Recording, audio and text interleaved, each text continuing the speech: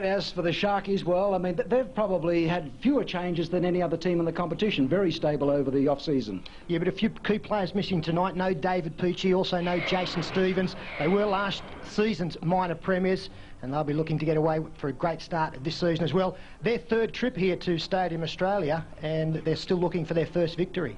OK, well, of course, St George Illawarra, they lost some key players. I mean, Paul McGregor, Mark Coyne. I mean, how do you see the matchup? What's your tip? Well, look, I favour the Cronulla team, despite the fact there is no Peachy and Jason Stevens. I just think that, despite the fact they haven't played a trial coming into this game, and that's very unusual, that they might just get away. It is, of course, Andrew Eddinghausen's last season as a player. They'll be looking to get a good start and build up for a big finish. Well, an old mate of yours is coaching the Roosters. It's going to be a big year for Graham Murray. Yeah, the second game tonight, another beauty. We've got the Sydney Roosters up against the Parramatta Eels. Graham Murray taking over there. He's had a lot of success at the clubs that he's coached at, and I don't think this will be any exception, him taking over at Sydney City. Got a wealth of players to use at that club.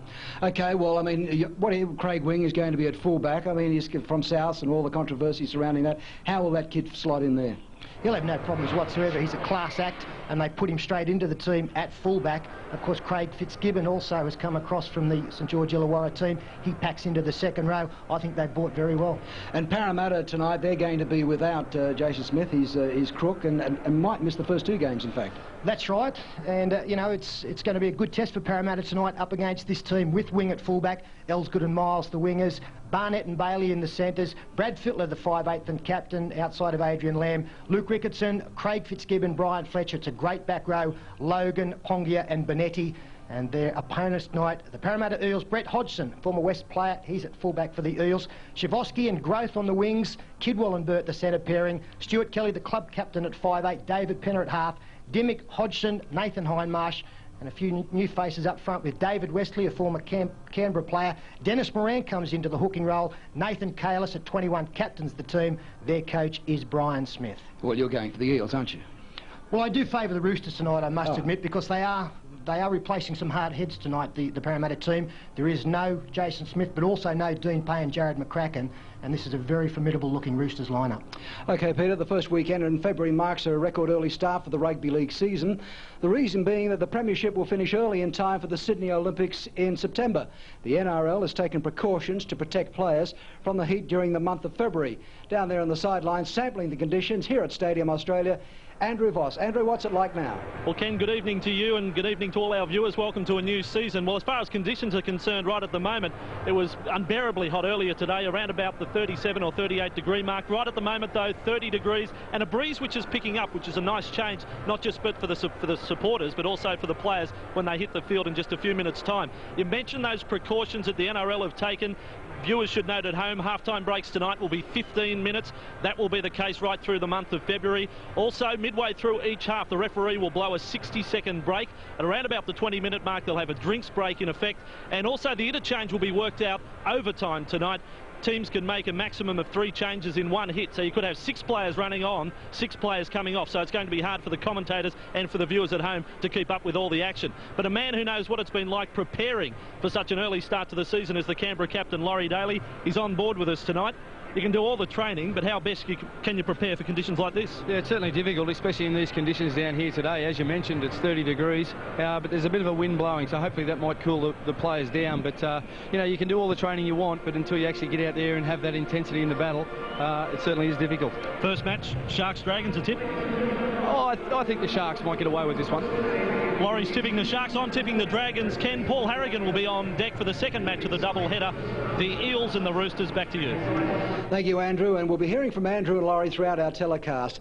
After the break, NRL Season 2000 kicks off here at Stadium Australia.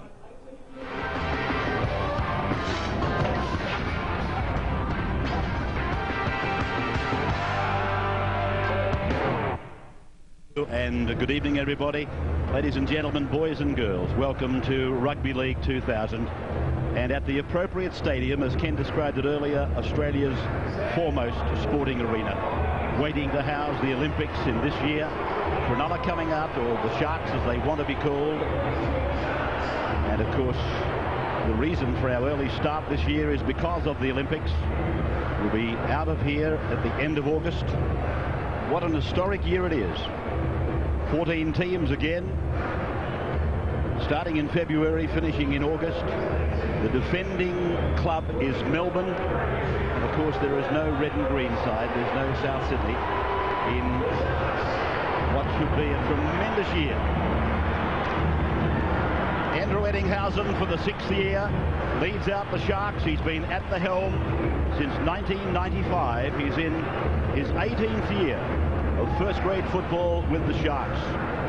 Chris McKenna, who's been very good value for them, and now one of the 2 captains for the Dragons, Craig Smith, leading them out. Nathan Brown, his co-captain. Darren Tracy. A club that has lost a lot of experience, particularly from the bench. Wishart, Mackay, Fitzgibbon. I can't include McGregor there because when he was there, he wasn't necessarily on the bench. Mark Coyne. It was here that Mundine and Blacklock, particularly Mundine, thrilled the crowd at the stadium in the elimination final. They gave the Sharks a big start at the end of last year, and then Mundine performed his magic in the second half.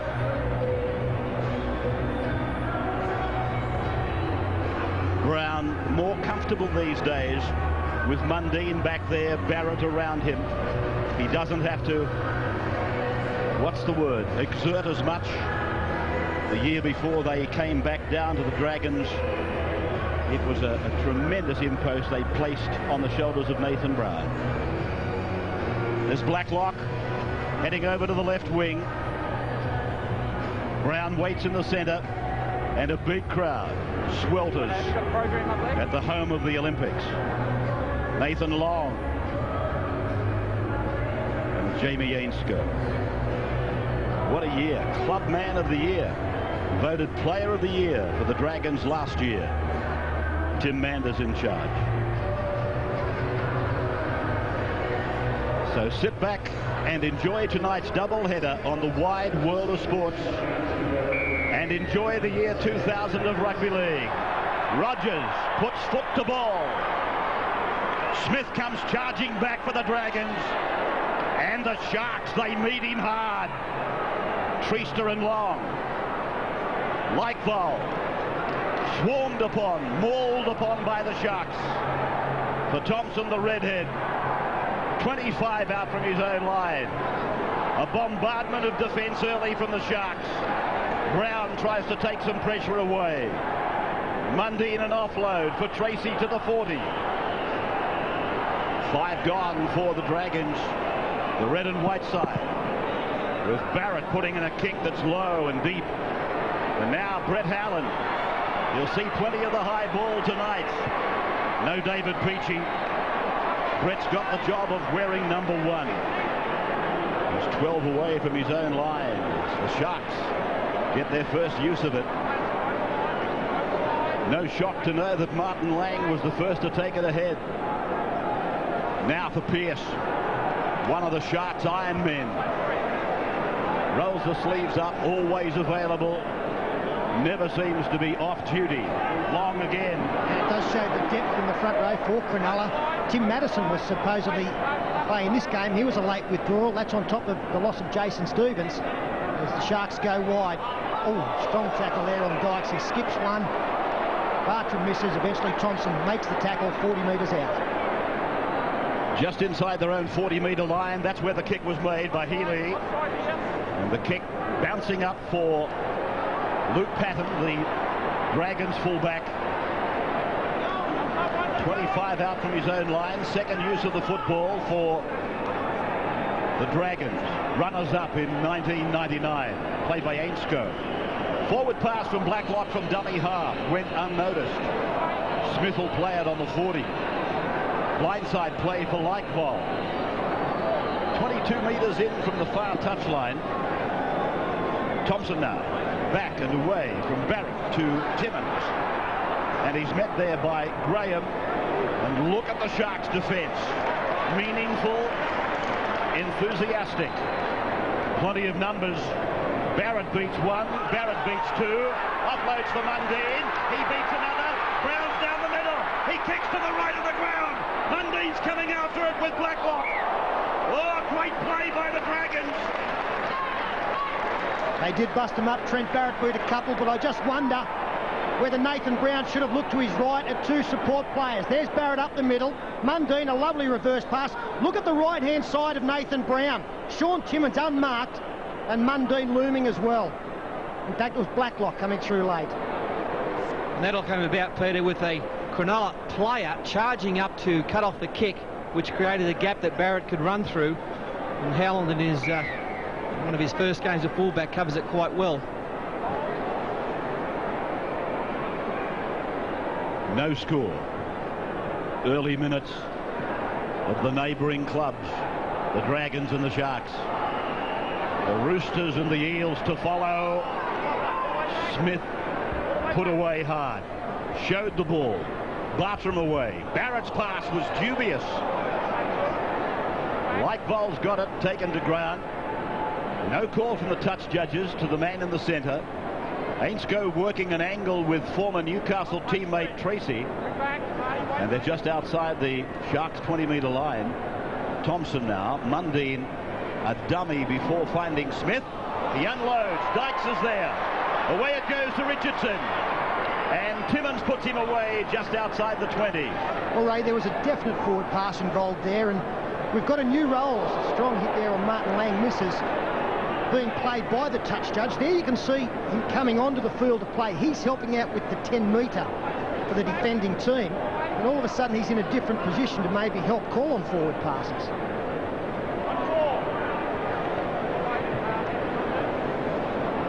So already we've unearthed a frailty in what looked as though it might be a good idea. I think I've seen two forward passes that would have been called normally by touch judges. Patton off his own line again. Long puts him down. Got a little bit of an assist from Dykes. I doubt that it would count. That's Murphy. Played a lot of fullback for the Dragons. Playing on the right wing tonight. Ainscough. Timmins is there. Former Illawarra player. Part of the joint venture in 1999. Bartram for Mundine. Mundine over halfway. One-handed pass for Smith. Smith already causing trouble for the Sharks. He's big and tough and pretty fast. Brown's kick. Dribbling down to the 10-metre line, and little Brett Howland, the whippet, is out beyond his own 20. They look pretty good early, don't they, St George Illawarra? Plenty of those short passes, plenty of bodies in motion, and Ainscough prepared to drift all over the park looking for the action. That line is the 30. We come down the centre of the ground with Nathan Long. Now Pearce. Hit and spin, back for Treaster. Graham is there. They go around the outside of the Dragons' defence for the time being, then herded back in field. Inside the 10, Tim Mander penalising for the first time the Dragons.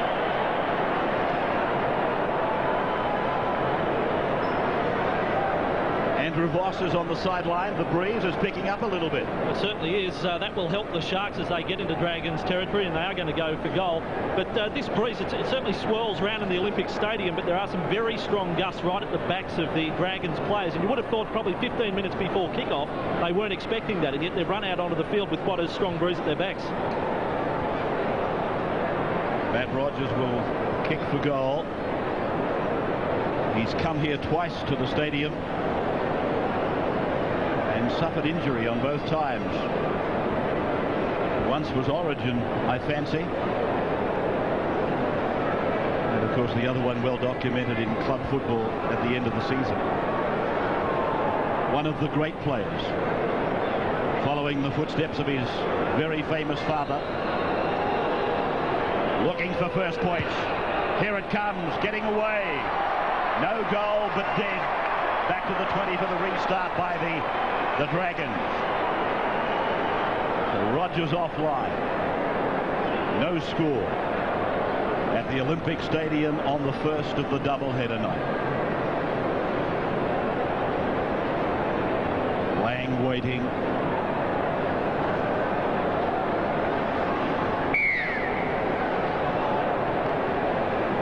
Compulsory drop kick from the centre of the 20. Dykes steers them back down the ground. Eismunger is on for the Sharks. He's wearing 15. Lang. 45 out from the line now. And the man coming off for the Sharks, Nathan Long. Big start for him, 6 tackles, leading that count. The Sharks move within 40 metres. Here's Eismunger taking his second hit up. Throws the dummy. Picks up a good 10. Now Pearce. Spirited run. Now they go to the blind side. Down the short side they go. Picking up Eismunger. That's the turnover. There's some strong play there from the Sharks. Some worrying signs for St George. There's a high tackle, and Tim Manders picked it up, the referee. Plenty of help from the Dragons players. They called for the penalty long before Tim Mander got the whistle to his mouth. Graham was the offender.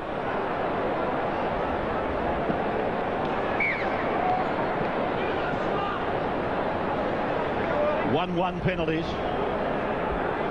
Likevol just short of the halfway line.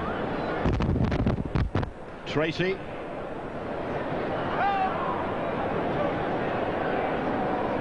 Thompson now. 20 is on for the Sharks. That is Paul McNicholas, who was with South Sydney. Timmins looking to offer. Smith is there. He's developing a nasty habit, Craig Smith. I'm not so sure that it was there before in his game, but he has a... Let's stay with this. They go down the right. There's a race on, but Howland will win it. Howland comes away. Not held in goal. And 9 metres out from his line, he did well. Yeah, well done, Brett Howland. Lee Murphy had a great chance to pin him in the in-goal area and couldn't come up with the tackle. It was a nice little kick from Barrett. Look at this all the time in the world, but slipping over Murphy. Oh, and did Howland's foot go into touch? This is McNicholas. Just to complete what I was saying about Craig Smith, he's bringing one of the knees up when he meets the tackler. Let's have a look at this. The incident report. Yes, he touched the line all right. It should have been a line dropout. Murphy. No score.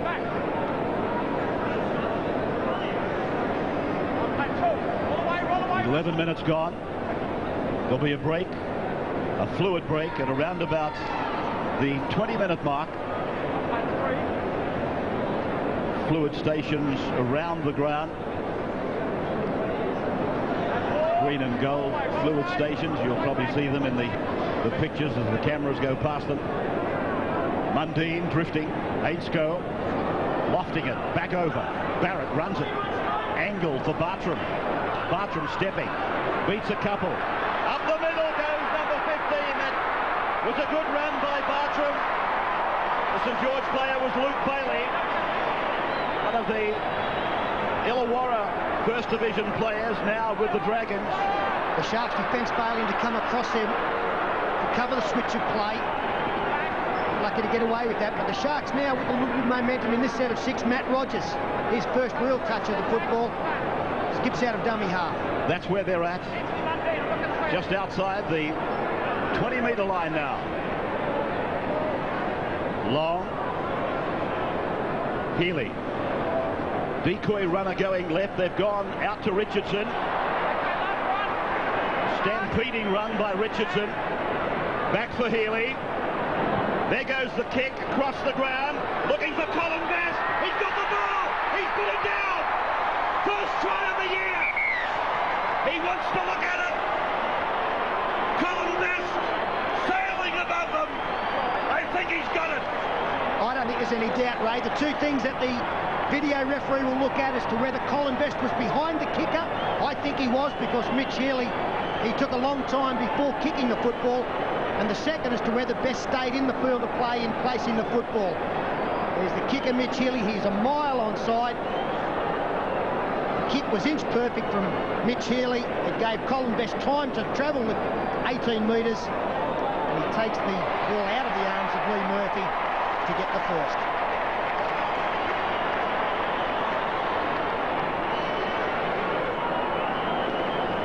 Just again pointing out that Colin Best was the player on the extreme left of the ground. He was a mile onside, and this will be a try. And continuing the impact he made last year after coming into the Sharks team. I think he scored more tries than the number of games he actually participated in first grade.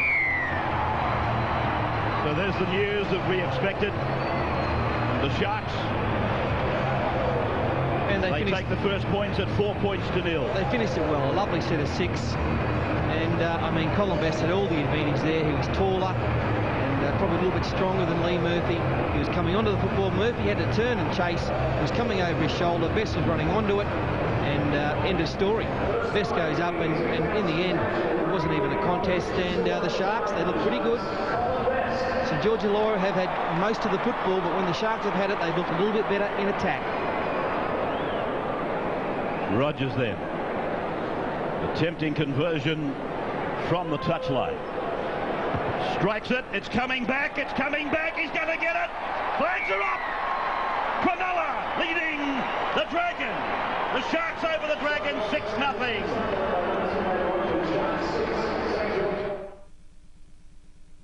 But darling, I haven't stopped thinking about you. Distracted? I think about you all the time. There's no one else. You're the only one. The only one I think about. The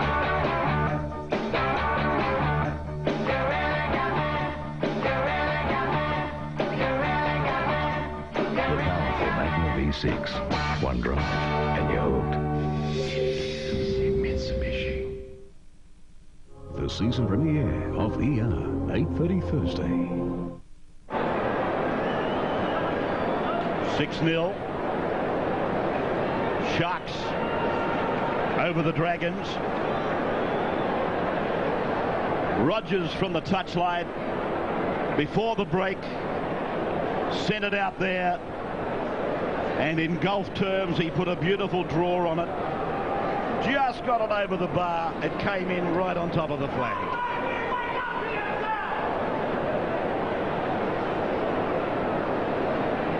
Sterling used to hit them like that. Now it's a tragedy to watch him.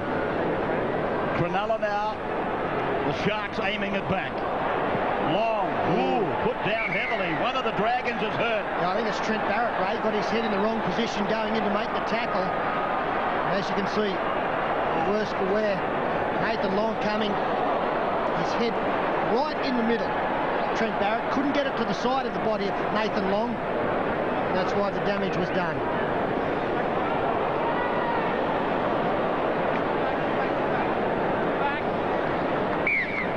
So Barrett comes off. Jason Hooper has gone on. And Laurie Daly on the sidelines. A comment from him. Barrett looks a little bit rusty making his tackles here tonight. He's bounced off a couple, and he's also getting his head in the wrong position. So obviously a little bit of nerves in the no practice matches at the start of the year. McNicholas now. Ray, you mentioned the Dragons losing some experience this year, quite a few players leaving. This is one of the big hopes, Jason Hooper, the number 17. He came on a couple of times in first grade last year. He is an excellent player. And this is a pretty good kick if it bounces. Now it's out on the full. Chase was good. Just keep an eye out for the number 17. He is a class act.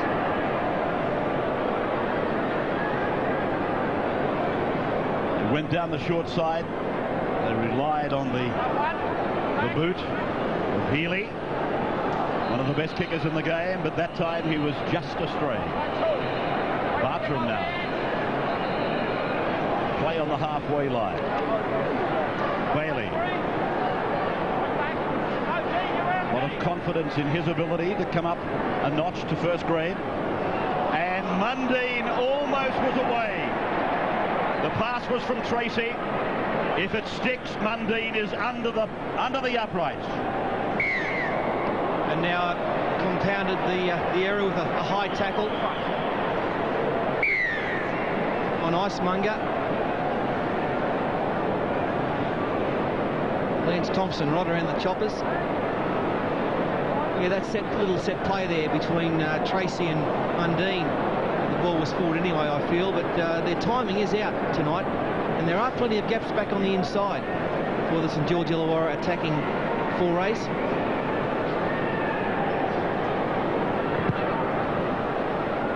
Healy for touch.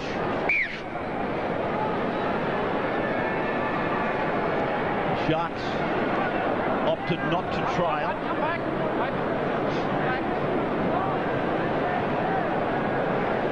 Long losing the ball. It might be that it was stolen. Amanda's going to pack a scrum. Yeah, there's got to be a question mark over this. It would appear as though the ball was raked out. Let's have a look. I think the hand of Nathan Brown had a fair bit to do with that. Should have been a penalty. Instead of that, the Dragons are going down the ground towards halfway with Timmins. 5 from 8 for the Dragons, 8 from 10 for the Sharks, the completion rates. 6-0 in favour of the Sharks. A try for Colin Best, converted by Rogers. This is Bartram doing well in traffic. Aidscoe, now Likevol. McKenna and Lang making the tackle. Brown turning it inside to Andrew Hart. Mundine again. A chip and a chase, and he's redone it! Mundine gets it back! They're going to do it! They've done it! In goes Hooper! Hooper scores! Mundine! Oh, Mundine! Beautiful stuff! He's starting to make this ground his own, isn't he, Anthony Mundine? Despite the disappointment of September last year. Just great vision once again. And perfect control. A little chip. He was included in the run by Martin Lang. Got it at top speed very quickly, and then the one-hand pass back to Jason Hooper. Hooper's first touch sees him take the ball over. There's about 46 skills all in 10 metres here. Just to get that over their heads was amazing. The one-handed pickup, look at that, beautiful stuff. Then he took off, beat a couple of defenders, and as he's going down on the tackle, a magnificent pass back on the inside. The support loom, well done by Hooper, and he was able to put a little left foot step on. Wrong-footed Dykes got over St George Illawarra comeback. Now, love him or hate him, and he does make some statements, Anthony Mundine. When he comes up with little passages of play like that, you do have to sit back and applaud.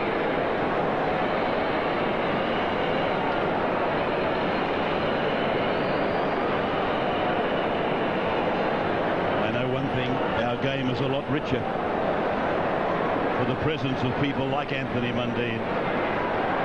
Crowds love him. Bartram is in the top 10 on the popularity poll as well. Conversion, 6-all. They are going to take the fluid break. So we will take a break and be back with you on the wide world of sports in just a moment.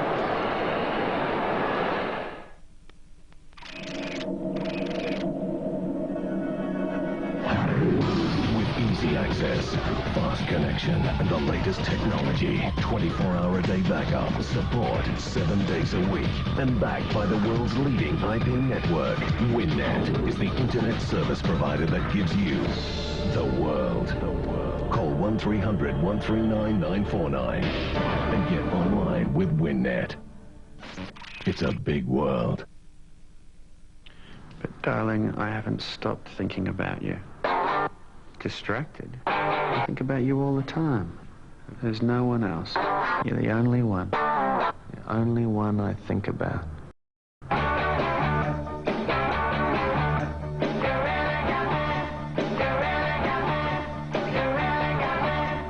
powerful Magnum V6. One drive, and you're hooked.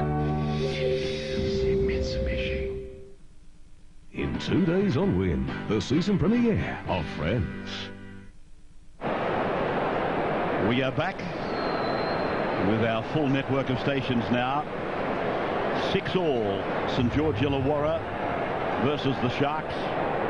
This was mundane magic. There's not a player in the game, well, maybe Andrew Johns comes close, that I find as thrilling to watch as Anthony Mundine. So, as we watch the replay and the jubilation, the fluid break has been taken. One each half at around about the 20-minute mark. And Craig Smith, he came back, and the first obstacle he ran into was Trent Barrett. To the 20-metre line now. A couple of beautiful tries. One for the Sharks, one for the Dragons, played by Hart. Barrett now, up the middle goes Smith. And Pearce does well. That's a hard tackle. Head on when there's a fellow like Smith coming at you. And he's a little bit wounded, Craig Smith, one of the Dragon captains.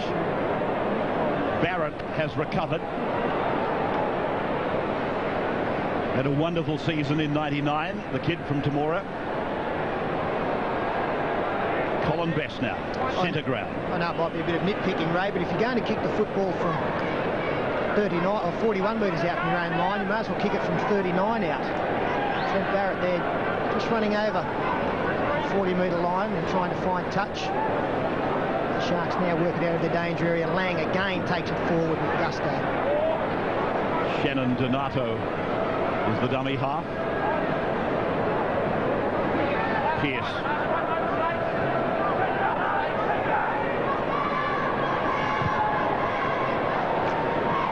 Healy's kick is probably a lot more, well, it is deeper than he wanted it.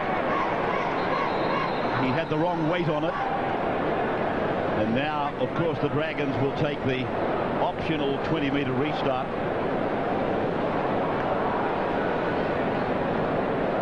Coaches using the interchange bench like never before. Keep in mind that they can put 3 on at any one time. That normally is 2.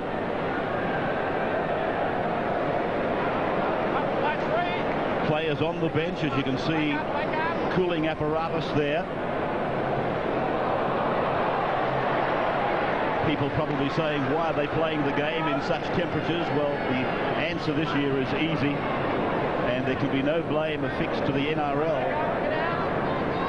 The season has to conclude the last week in August to vacate the stadium for Olympic preparation.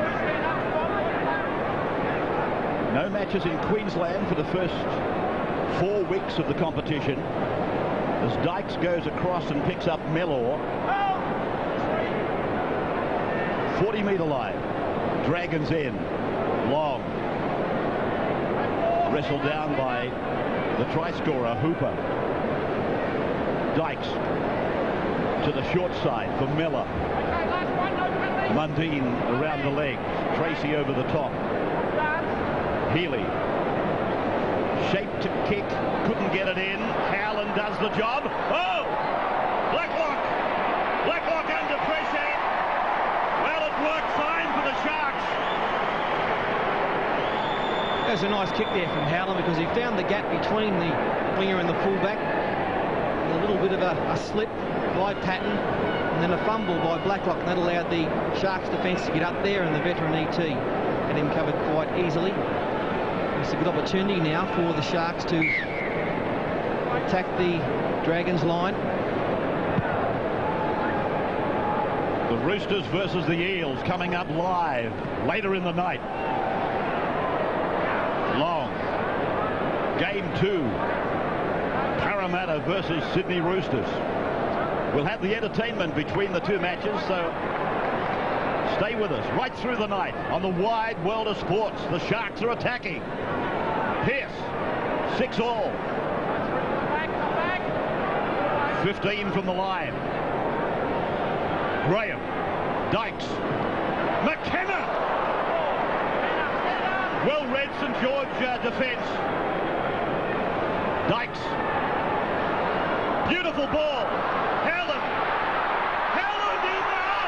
Oh, he hit the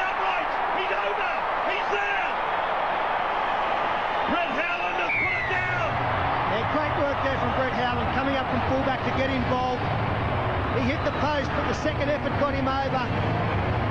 There you can see Lightbulb cut pretty badly over the right eye, and already the trainer has called to the sideline. Great work from the Sharks. The second set of 6. Dykes did well. He nearly skipped through, got a lovely ball back. And that took the Dragons defenders by surprise. The big men couldn't match it with Howland. Showed good strength. Get between them and then get the ball over the line adjacent to the post. Well, the match is now 26 minutes old and the forwards are starting to get a little tired. And Brett Howland took advantage of that, a switch of direction, and he found a little gap. Some ordinary defence that he was able to slip under, hit the upright and went over. And he's done double well because he put the kick in, which got them the drop out, and then he scored the try, which takes them back to the lead. 34th career try for the Whippet, Brett Howland. Fast off the mark. That's what happened to big men like Lightbulb and company. They were grabbing at him, but all they got was his tail and the wind off him as he went past them.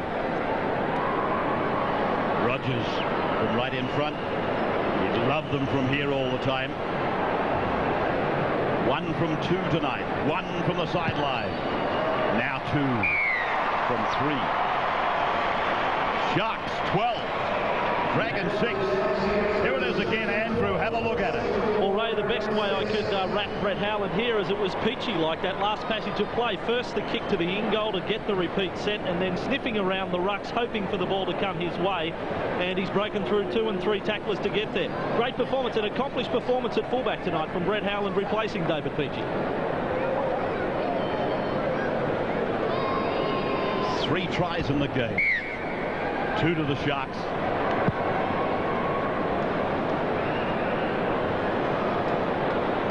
Nathan Long, put away by Hart and Thompson. Donato. He's been their best forward. The Sharks, Nathan Long. In fact, he's leaving the field now, but he's worked the joint down out there since the start of this game. He made the first 4 tackles of the match, and he's continued on. There's another penalty for inside the 10 against the Dragons. And Nathan Brown now coming across as one of the co-captains to question the referee.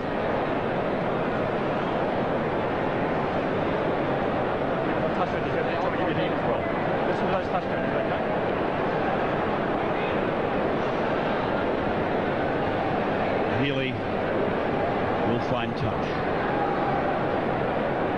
on the eastern side of the ground.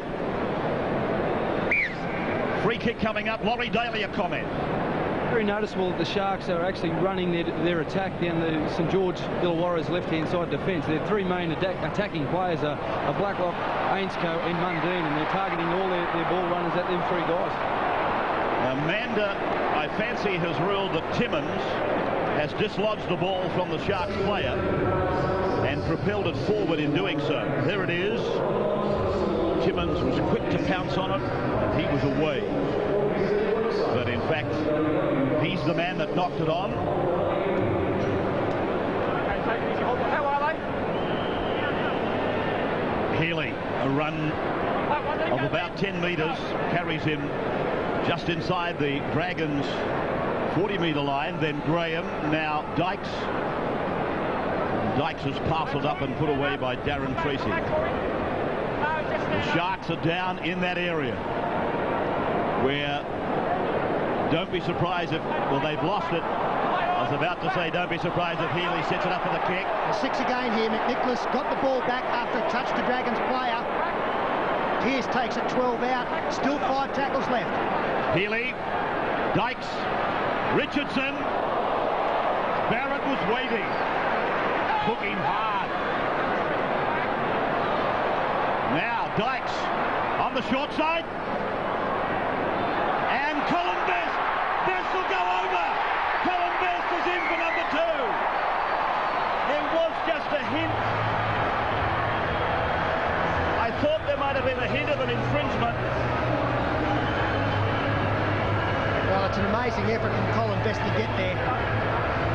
If he has, and I believe that's the case. Adam Dykes came the short side and he was willing his players to link up. Finally threw a pretty ordinary pass. Best picked it up. Oh dear. Well, is it short? Well, the first time he put it on the ground, on that angle, it looked as though it was short. And if it is, he's turned it into a double movement. And I think that will be the decision. There this will be a penalty. It will. Yeah, if you're the video ref, you can't possibly give a try on that. This might be a better shot. Nathan Brown's in the way there, so you can't tell from that one. I think there's enough doubt in the video referee's mind when you look at these pictures, and even Colin Best gives himself up by doing that. Well, here it is again. This will be a better one. Well, a portion of the ball is on the line. I tell you. It might have gone off early. Did a part of the ball actually come to rest on the line? He wasn't quite sure, Colin, so he gave it a little bit of a push. Well, having had a look at this shot, I think it's a try. I'll take back what I said earlier. I think part of the ball has touched part of the line. Well, and I think that it's been awarded as a try, and Matt Rogers realises he's going back to take the conversion attempt. Yeah. The video referee, and I'm fairly certain, like you people at home, would have only been convinced by the final replay. It was a great effort, wasn't it? Colin Best, some very slack online defence from the St George Illawarra team. Huge gap there, and some weak tackling. Actually, see, Trent Barrett was the man who left the gap. He just kept coming across. He really tuned out. He thought the play had broken down here, and he continued coming across towards the blind side. And all of a sudden, there was a yawning gap for Colin Best to exploit, and he has done just that. So Rogers is able to convert. It is 18-6, the Sharks with a commanding break. It's all so familiar, isn't it? Here's the replay again with Andrew. Well, Peter Sterling mentioned it earlier about Colin Best. He's a try-scoring potency. He scored 12 tries in 14 games last year and already 2 tries tonight. And a matter of centimetres getting the Sharks 4 and then 6 points. So 12-point margin, 11 minutes out from half-time. This from a side that had no trials going into tonight. They're not playing bad footy. Says a lot for the value of trials, doesn't it? McNicholas bringing it back for the Sharks. And he's on the 20-metre line.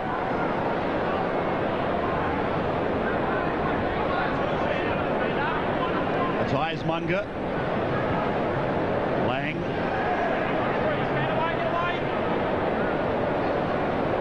We'll be televising the National Rugby League Saturday night match live for you for the first 6 weeks of the competition. So it'll be Friday night and Saturday night live for 6 weeks. Fridays at the regular time of 8:30. Eels versus Broncos next week. Finding touch on the eastern side of the ground. An excellent set of 6 there following a try from the Sharks. No mistakes. Good quick play the balls. At the end of it, Mitch Healy, precision kick to pick up an easy 35 metres inside the 10. The Dragons line. Yes, everything going the Sharks' way. Penalties 3-1. They've had to make 30 less tackles than the St George Illawarra team, and got a great completion rate there for them. Oh, gee, look at that. Look at that for defence. And a bit more enthusiastic. And from the pass, the original pass from the scrum, they were in trouble, the Dragons. The pass was an ordinary one from Barrett. It went to ground from Patton. And Ainscough confronted by 3 defenders who combined to drive him back over the try line.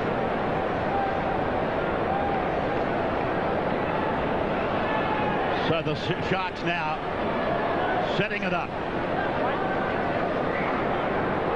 A big lead. 3 converted tries to 1. 94-65 the tackle count. The Dragons 33% more tackling for them. 8.5 minutes of the first half remaining. Pearce able to stand and offload. Healy running into the shoulder of Craig Smith. Pearson is on. Eddinghausen gets it away. Dykes will play it. Big tackle, Lance Thompson. Healy, inside ball. They're in it. Oh, yes, they are. They're in again. McKenna. But what about Rogers? Rogers has got a miraculous pass away. We waxed lyrical about Anthony Mundine earlier. Great work here from the Cronulla team. The only doubts are on some forward passes. Very difficult to pick up from our angle. And this season, of course, the video referee can help adjudicate on forward passes, unlike the last season or two. Chris McKenna, whose involvement has been pretty minimal tonight, but he's on the end of this miraculous pass from Matt Rogers. The referee was in pretty good position to adjudicate on that anyway, but he has gone to the video ref for his aid. I'm not so sure about that pass. I think this one's okay. Yeah, I think you'll find the video ref wanted to look. He wanted to look at the preceding pass. Let's watch them now. The Rogers pass, I think, is okay. The pass from Healy might have been forward to Rogers. I'm okay with that pass. I think the fact that he was hit with the tackle as he delivered it made it look a little bit worse. Chris McKenna looking at the big screen. Let's have a look at the pass in question. It is from this man, inside ball. In relation to the passer, I think it's okay. And that's how you measure the flight path. This pass is okay. What about the take from McKenna? He had every right to drop this one, inches off the ground at speed. They might not have played a trial game, but that's fine. It's okay. But they've done plenty of skill work in the off-season under John Lang. I've seen it. I'll be very surprised if this is disallowed. Cronulla, the Sharks have gone back into team formation for the restart. They're confident. Ray, of course, we go back to the mistake made by the Dragons on their own line from the scrum win. Well, he's passed it back to Mander, and Mander's given the try. Chris McKenna says, Timmy Mander, you're the best referee in the NRL. Well, I think that's an indication of the system working well. Video referees had a look at it. He sent it back to the referee. Mander's in great position. He had no hesitation in signalling the try. Despite the weight, I think we've come up with the right decision, and that's the only thing that's important. Or you think of the effort of Matt Rogers to come from the right wing to the left side of the field to get involved in that. McKenna likes it.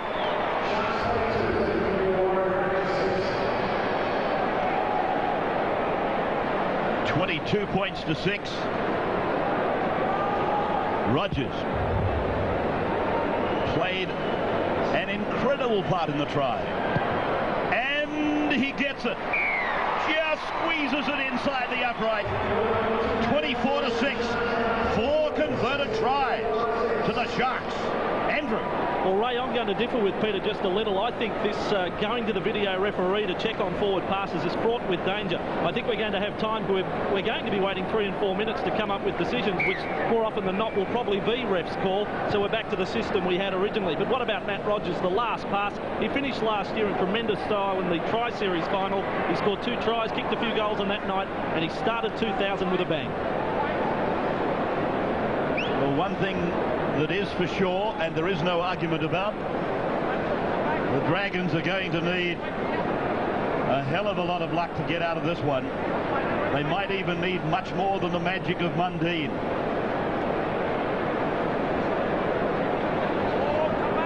McKenna,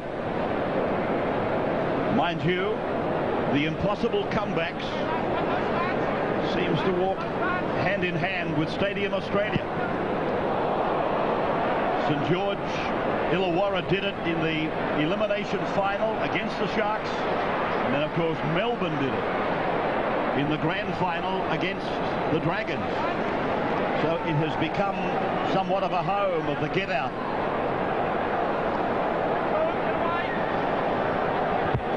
It's made for the Houdinis. Timmins. What has to be said, I'm sure, as a rugby league viewer, you would agree, there have been some sparkling tries. First match of the year, stifling conditions. The handling has been great, and the tries have been magnificent.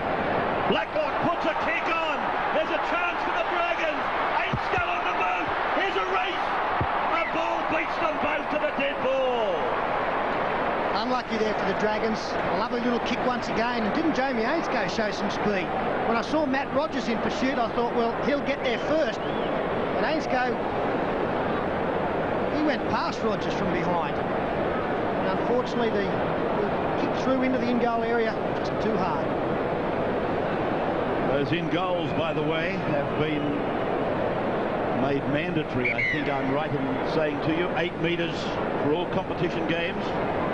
Mandatory 8-metre in goal.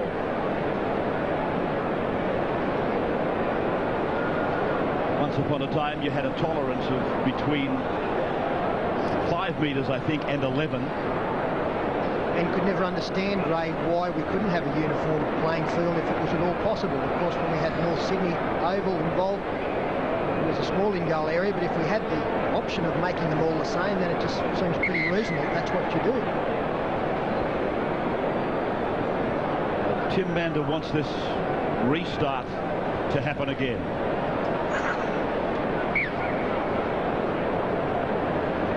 So take 2 for Martin Lang. Dean Treaster is back on the park. So is Nathan Long. The halftime, or not the halftime entertainment, but there's a lost ball in there, and the Dragons have claimed it. Andrew Hart. The break between the 2 matches. We will cover the entertainment live for you. With Barrett getting it away for Timmins. Got it away, I don't know how. Bartram. A short pass back now for Patton. Blacklock. Bailey. The Dragons 3.5 minutes out from half-time. Mundine, a little kick and beautifully taken by Dykes. Well, he was fielding it silly mid-on. Took a lovely catch. Yeah, Mundine had to get this to the in-goal, but Dykes got in the way. A lovely take there from him. Paul, I think if there has been a difference between the 2 sides in the first half here, it's been the Sharks' ability to put sets of 6 back-to-back. Either that's through getting a ball into the in-goal area, as you just pointed out, or a mistake from the Dragons lineup. Yeah, they controlled the game very well, and it looks like they might have just a touch of speed on the other mob. Done everything a little bit quicker, play the balls, their defensive lines come up quicker, and a wonky kick there, Patton will bring it back. Patton brought down just inside his own 40-metre line. Many of the Dragons players taking their time to get back on side. A draining night for them. That is Bailey. Live on the 9 network, both matches in the doubleheader, and being beamed to New Zealand and to Great Britain and across Europe. Craig Smith.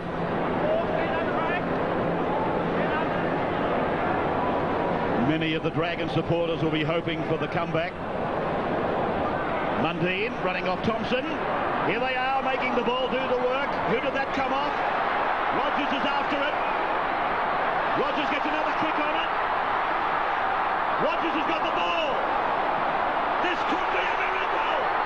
And he held it in normally. And he held it. He's over. Rogers. Rogers. Oh, Gascoigne and company. You would know more about this than us. This is magnificent from Rogers. Well, we've gone to the video referee again. I'm not quite sure, but the heads are down for the Dragons. They were attacking at the other end, and if the pass from Trent Barrett had found the mark, we could have been watching them put the ball over the line at the other end. Matt Rogers came through, got his foot to the ball. Luke Patton seemed to have it covered. He got another kick in, dived over the top of it, but still had time to go back and retrieve it. He recovers better than anybody else. And Andrew Eddinghausen, as we've seen so often again, we haven't seen E.T. touch the football many times tonight. crazy how many times that he scores tries with his first or second touch. His hand didn't touch the ball there. That was one of the things that they were looking for. There was some hint of a knock-on there, but I can't see it. His hand doesn't touch the ball there. That is what is under scrutiny. And then here, that's okay too. That is an enormous blow to the Dragons, because they looked likely to run some points in, some much-needed points in before half-time, and to look up and see 4 and possibly 6 against them. Very, very tough for them to regroup at half-time to come back now. Well, you look with the Dragons, I know now they don't think it's a try. They're starting to walk out to the halfway line, but it is a try. The big green TRY goes up, so they're back behind the try line. It's been a blitz by the Sharks, some ordinary play from George Illawarra. They looked okay in patches, but look at no urgency there from the red and whites. But there was from Matt Rogers. With his skill and with his speed, it's an amazing pickup now. And the ET, this is, I think, the first time he's touched the ball. 30 metres to run. The old legs had to pump along at the end, but he got there. And to give ET another rap, at the other end of the field when Barrett threw the pass, it was 3 on the outside against 1, and that was Andrew Eddinghausen. So he's travelled plenty of metres to get up here and take the final pass from Matt Rogers. Put himself in the position and reaps the benefits. Well, Eddinghausen holds all the try-scoring records at Cronulla. 159 at club level now, and the attempted conversion is unsuccessful. Well, this was a freakish try, Andrew. Well, I reckon there's a few Dragon supporters who wish they're probably back on the beach down in Wollongong at the moment, and maybe a few players would like to join them, because, as Fatty said, this has been a blitz. They came here ready to play, but nothing's happened bar the first 5 or 10 minutes. And to go in at half-time at 28-6, and at the end of some scintillating, or what's more so confident the Sharks play, it's going to be very, very hard to come back. Just 15 seconds of the first half remaining. 159 tries at club level, and 3rd on the all-time list of premiership try scorers. The kid that joined Cronulla in 1983 from De La Salle College is Andrew Eddinghausen. Half-time is there. The Sharks are giving the Dragons a shellacking. But can they come back, the red and white team? 28-6. We will break and come back with Ken Sutcliffe and Phil Gould. They'll have the highlights from the first half on the wide world of sports.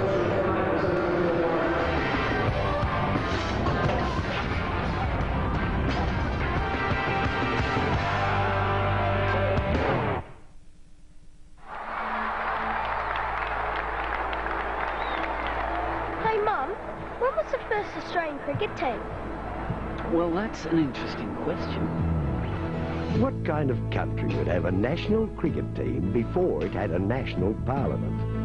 The first Australian team to tour England was an Aboriginal team from the Western District in Victoria. 9 years later, we had our first Test team. Australians have always been united in their passion for sport, but it wasn't until 1901 that the Australian colonies united in a federation, and we began our journey as a nation. And you know what Edmund Barton did in his spare time before he became our first Prime Minister? No, what? He was a cricket umpire. I didn't know that.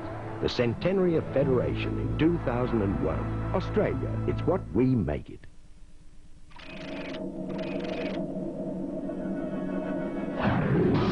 Easy access, fast connection, and the latest technology. 24-hour-a-day backup, support 7 days a week, and backed by the world's leading IP network. WinNet is the internet service provider that gives you the world. Call 1-300-139-949 and get online with WinNet. It's a big world. The best match in town just got better. Now get just the 2 of us. 2 large pizzas and a Nestle Peter's Drumstick 4-pack from just $16.95 takeaway. Pizza Hut! Drumstick bears! Here's a bonus offer you'll love. Buy a $10 instant scratchy and you'll get free $1 scratchies free. Or buy a $5 scratchy and get a free $1 scratchy. It's our Valentine's bonus offer.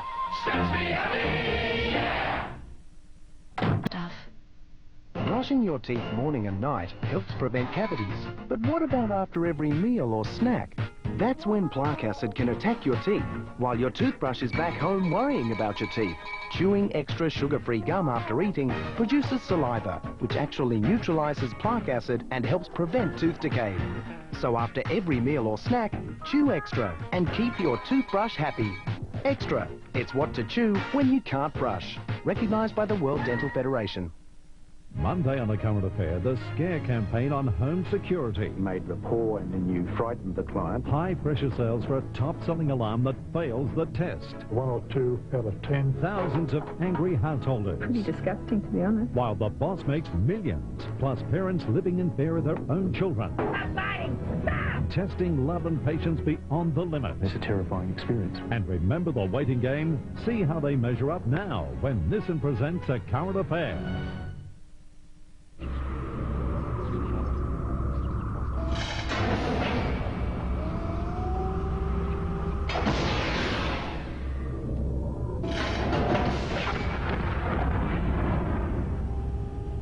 Welcome back to Stadium Australia, where it's half-time in Game 1 of our opening night doubleheader. Last year he coached the Roosters, but this year he's parted company with the clipboard and become a member of our commentary team.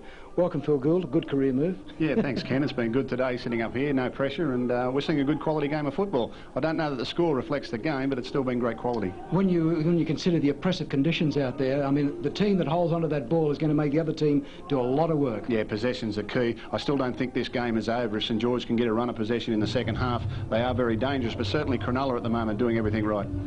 OK, Phil, let's take a look at some of the tries, and there have been some absolute pearlers, absolutely high quality. Colin Best, there's been a lot of raps on this kid for a couple of seasons now. Let's just see the first try that was scored by the Sharkies. Speeding run by Richardson. Back for Healy. There goes the kick across the ground. Looking for Colin Best. He's got the ball. He's put it down. First try of the year.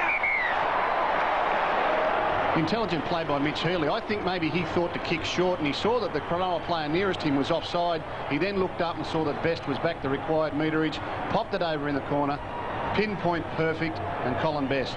Normally played on the other side of the field this year, but showed he's very versatile, got up for that one high and got it down well. Well, of course, at that particular point in time, St George looked as if they, maybe they were playing without a bit of luck. I mean, Sharkies were doing well with the ball, but they always looked as if they might do something, and of course Mundine weaved his bit of magic. Let's take a look at this one.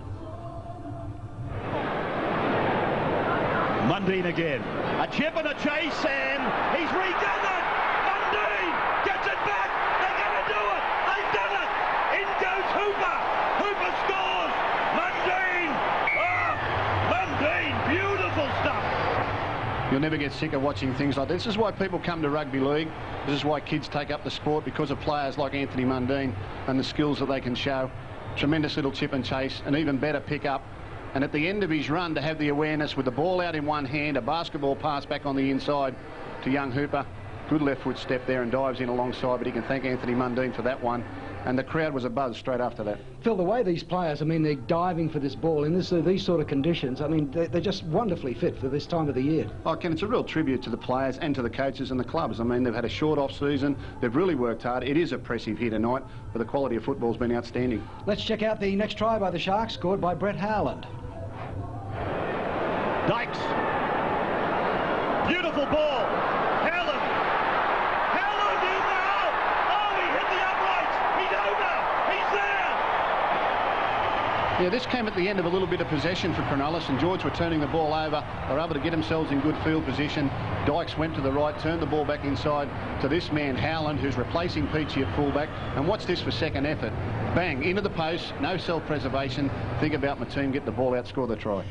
Nobody was going to stop him, not even the goalies there.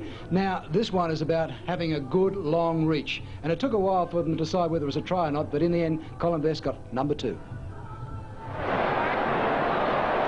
Now, Dykes on the short side. And Colin Best. Best will go over. Colin Best is in for number 2. Yeah, he nearly gave himself up here, Colin Best. He didn't know if he'd reached the line. Gave it a little nudge there. The video referee's going to catch that sort of thing, but the first plant down was good enough. It caught enough of the line to please the referee, and another try to Cronulla. Reminded me of something of the Super Bowl we saw earlier in the week in the United States. Just reached out, just missed out, but this one got there. How much money is a couple of inches worth, isn't it? Okay, well, this next try by the Sharks was just absolute speed, being able to bend down, pick up the ball at pace, go back and regroup, and somehow keep a presence of mind and go over. Let's check it out now. Thompson. Healy, inside ball. They're in it. Oh, yes, they are. They're in again. McKenna. But what about Rogers? This is the thing I've liked about Cronulla today. Usually they're a little bit stayed in their football, like to just keep the ball up and down in the one place, but today they've offloaded, they've looked for players back on the inside. A miracle ball there from young Matt Rogers. McKenna, Johnny on the spot, caught it and put it down.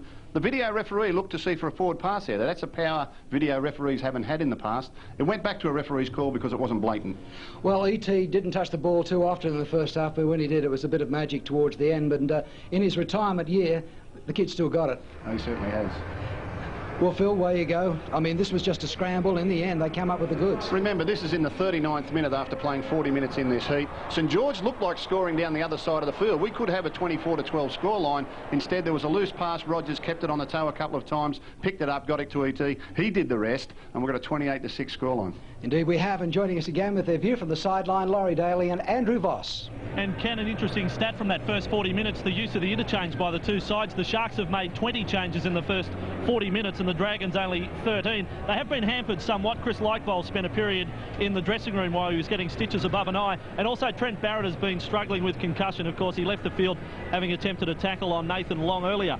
Well, Laurie Daly, what about it? If the Dragons took anything out of last year's grand final or learnt something, it was how to come from behind, because Melbourne came from behind in an impossible situation. Can they possibly come back from 28-6 down? Yeah, I think Gus alluded to it earlier. I think if the Dragons can get some possession and put some pressure on the Sharks, then they can come back. But it is a big lead, but we'll just have to wait and see what happens. You've got to be impressed with the Sharks. No trials coming into the night, yet they're right on the money.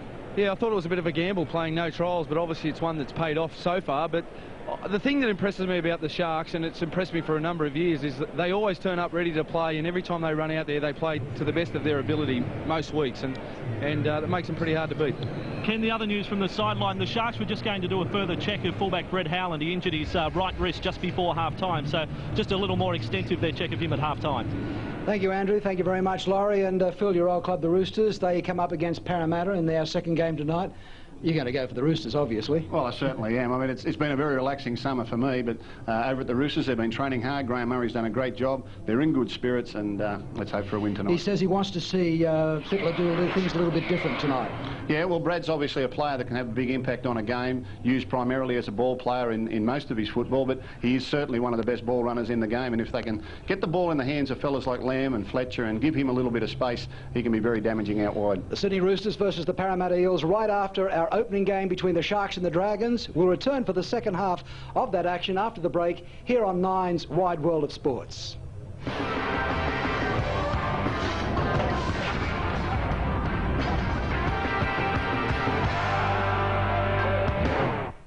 Beginning Monday on Win. From the creator of Merlin and Cleopatra comes a premier television event so devastating, Washington just declared on the federal disaster. so destructive, I've got thousands of New York citizens trapped. rock you to the core. I gotta tell you. Over 2 earth-shattering nights beginning 9 o'clock Monday. Aftershock, Earthquake in New York on Win. The common fly's all-round vision and intricate flight patterns make it as hard to target as a modern fighter aircraft, which means that ordinary fly sprays could be something of a hit-and-miss affair. But now there's a more effective method, an odorless, almost invisible micromist, which lingers in the air to form an impenetrable barrier of super-refined, fast knockdown particles. New Micromist from Baygon. Tyres aren't all the same. And neither are tyre stores. A lot are owned by the tyre companies. I own my place and have done for 20 years. My dad owned it. Nobody tells us which tyre to sell. If I wouldn't put them on my car, I certainly wouldn't put them on yours. Tyre Power. where the man who owns the store runs the store.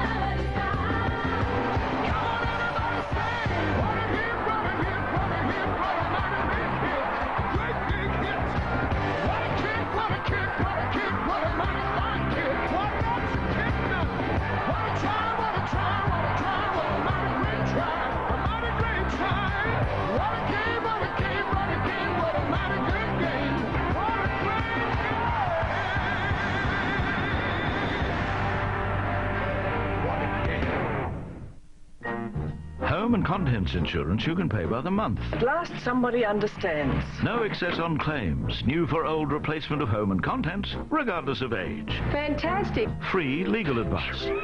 If you're over 55 and no longer working full-time, there is a company that gives you understanding, not just insurance. That's all we want. Call Australian Pensioners Insurance Agency on 132 555. 24 hours, 7 days a week. 7 days a week? See, they do understand. It's the season premiere, reminding you why ER is watched and admired by millions of Australians. ER returns Thursday to win. And welcome back to Stadium Australia, the opening night of the National Rugby League for the year 2000. And the mighty Dragons, a combination of St George Illawarra, are in heaps of trouble. They're trailing 28-6 at half-time. Let's have a look at the half-time statistics. 5 tries to 1. We've been criticised in the past for saying that it's too simple to say that if you control the football you win the game, but that's a pretty good illustration of why the Sharks are in front. 60% of possession, a great completion rate. They've had the ball 23 times, gone through to the 5th and 6th tackles on 20 occasions. They lead the line breaks and a few missed tackles. That's very good in these conditions, just 70 in 40 minutes of football and only 2 handling errors.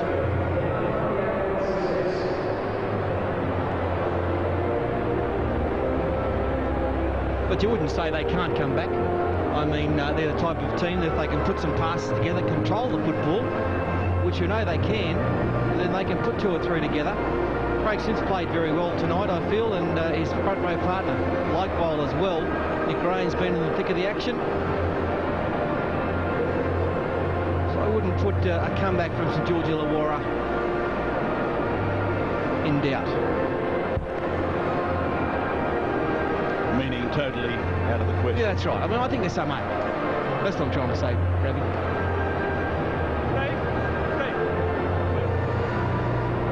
Tim Mander just going over to talk to the touch judge. I can hear you, okay? Yes. He's telling the touch judge that I can hear you. So I guess the touch judge was making the point that he didn't think Tim could hear him. So we go into the second half, reminding you that the Sydney Roosters will play the Parramatta Eels in match number 2. 28 points to 6, 5 tries to 1. And for the Sharks, Best got 2 tries. Howland, McKenna and Eddinghausen scored his 159th try at club level. Here's Dykes, pulled down by Tracy, and the Sharks are back on their own 40-metre line. My goodness, what a tackle. Chris Likevol on Andrew Pearce. like Vol tried to turn the lights out completely. It was a barnstormer of a tackle. Kick and general play, delicate but precise. Well, it's a superb kick from Mitch Elliott. If you have a look at the pressure he was under as it was leaving the boot. Coming through very quickly. Brown, not much room to work in. In fact, a couple of the St George Illawarra players thought it was going out on the full. They were a metre out.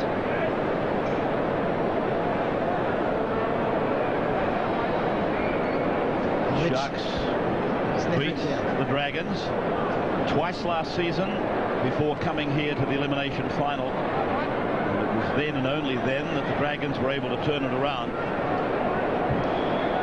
Smith. And they've had the football. He's been quite dominant for the red and whites. Mundine just offloading for Likevol.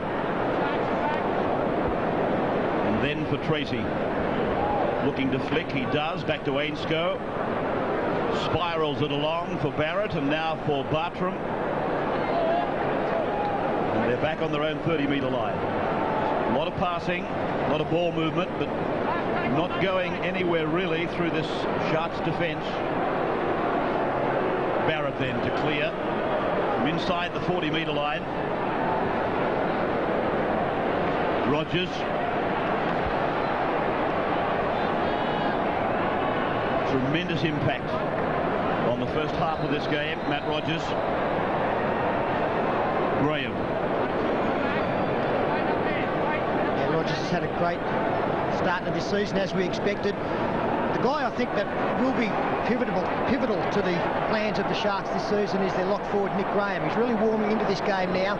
It takes a lot of pressure off the other ball players in Mitch Healy and Adam Dykes. Hits the ball up strongly. I think that set for a good season as well, as long as tackled too short of the halfway line. Keep working play over to the eastern side for the kick by Dykes.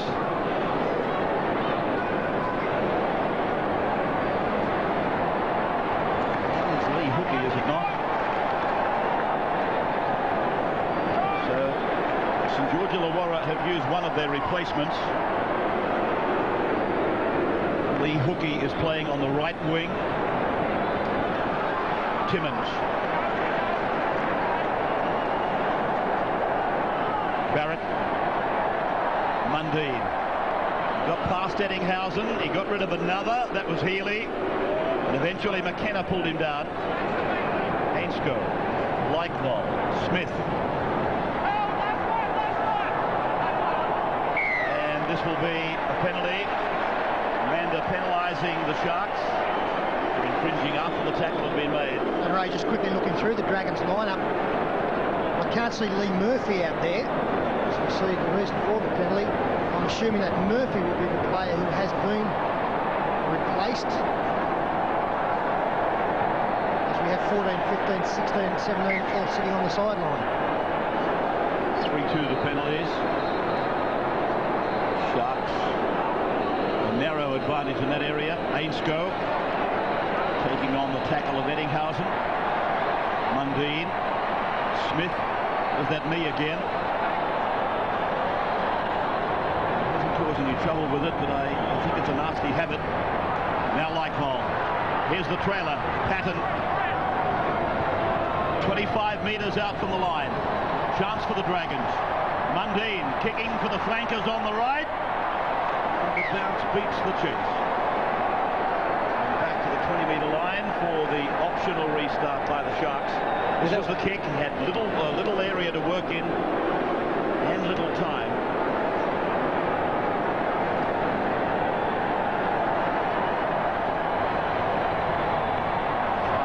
Gone, second half, 28-6.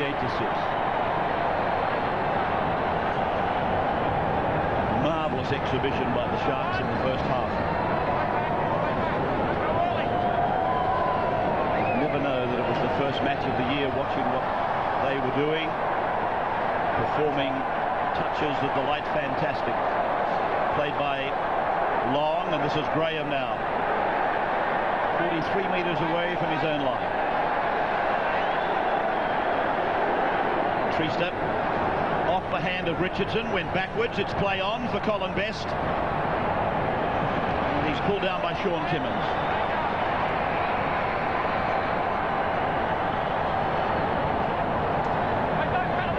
Dykes. Healy. Now McKenna. And quick handling, quick passing. Rogers down the right side of the ground. And the bounce goes into touch. And out on the full. Yeah, nice piece of attacking play there, running the ball on the last. They found a hole as well. The last pass looked a bit dicey there from ET. But plenty of support back on the inside too, in case an infield kick there would have seen Saints in trouble, that's for sure. The only problem with the inside support players, balls that they'd overrun Matt Rogers. Pass had gone back, it would have been forward, but there were 5 players there in support up against 1 defender. Darren Tracy loves to run the short side. Ainscough in at first receiver. Barrett now. People tackled by Long. Brown kicking for Blacklock. Blacklock's after it. Howlanders beat him to the punch. And Smith and Pearson eventually halting the little Sharks fullback. Graham.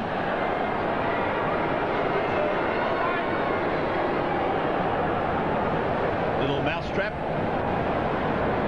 And Rogers almost to the halfway. Blind with Long.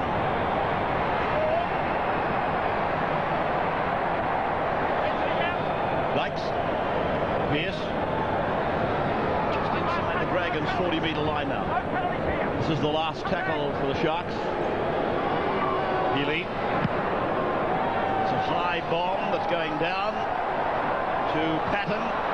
Makes a little mistake in goal and did well to get it back. Andrew Voss. You've got to feel for Lee Murphy. This was to be his big comeback game tonight. He didn't see a great deal of first grade last night, but in effect he has been axed at half-time. No injury for Lee Murphy. That's why Lee Hookey is on the wing. Now, the use of the replacement players. We've got 4 interchange players and then 2 replacement players in the 19-man squads to start the season. It's basically at the coach's discretion if they want to use those extra 2 players. The Sharks, by the end of the night, may have no reason to use an extra 2, but David Waite took the step at half-time of replacing Lee Murphy out of their squad. Andrew, does that mean that there's been a change? My understanding was that the club doctors, both club doctors, had to basically rule the player unfit to continue, but that's not the case. Yeah, that's right, and we've actually got some NRL correspondence to that effect, but apparently there has been a change. And speaking with Laurie Daly in the last week, that Mal Meninga, the Canberra coach, he was now under the impression that it's basically in the coach's hands if they want to make a change. So there was no injury to Lee Murphy, and that's the way it'll be over the first month of the competition. Seems quite absurd, really. The information that we had was simply that players could be replaced if they were deemed to be unable to continue by the medicos. Well, we won't labour the point, but it is crazy because you've already got 4 interchange players who you can use. Richardson now 30 metres away from the Dragons line. Dykes scheming with a grubbing kick, and Patton came up and then beat the 2 Sharks defenders. That's Hookey. Ainscough offloading for Pearson. Timmins pulled down on his own 40-metre line. 28-6, no change to the half-time score. Ainscough again, and that's Bailey in 15. Ainscough playing much closer to the ball, or much closer to the ruck, I should say.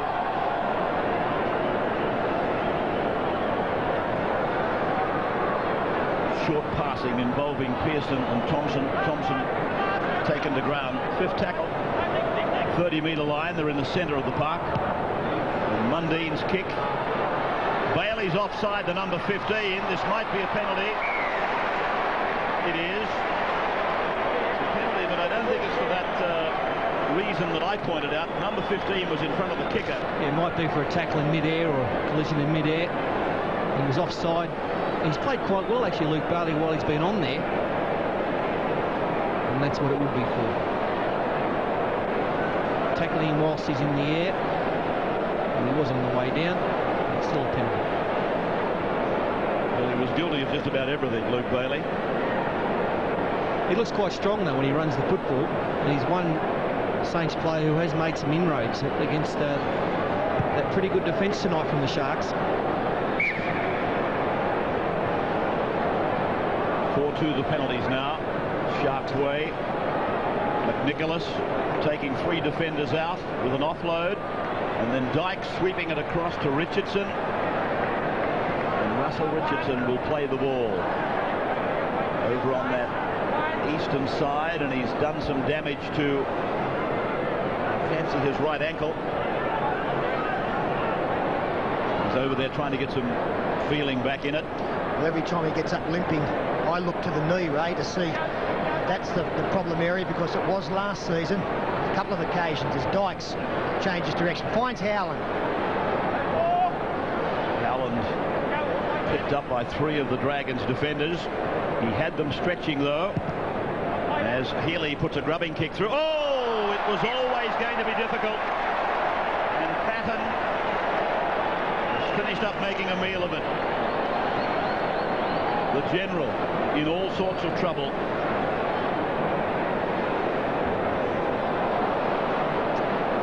Never contemplated using the feet first. Maybe he didn't have the time in his own mind, but anything would have been better than that. Now they're in trouble.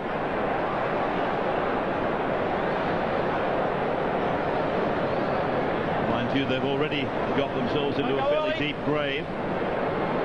22 points in arrears, and the Sharks going for it on tackle 1. Richardson's okay, apparently. He was the strike weapon out wide. Dykes, Graham. Now they're opening up the ground on the right. Richardson limping back into position.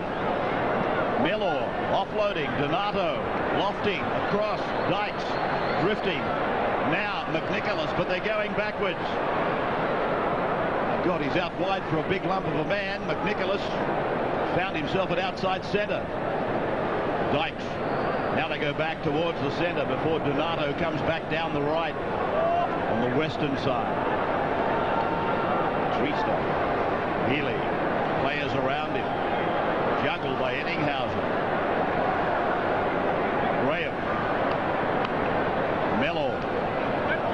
The line is only 5 metres away. Now the last for Healy's boot. No, through the hands. Now that may have come off the Dragons, I don't know. Put on the boot by Eismunger. He was taken out. Referee said, I saw it, it's okay. It'll come back to the 20 for the restart.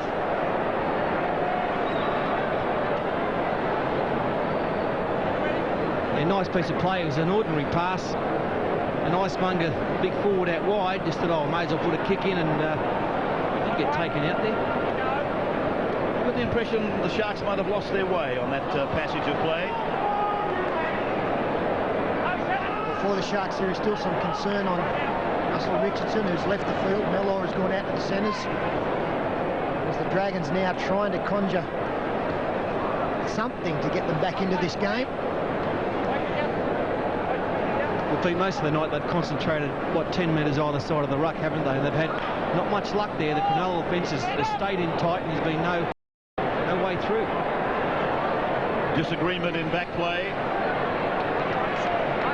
Nicholas and Thompson not seeing eye to eye, although McNicholas, would be pretty hard to see him eye to eye.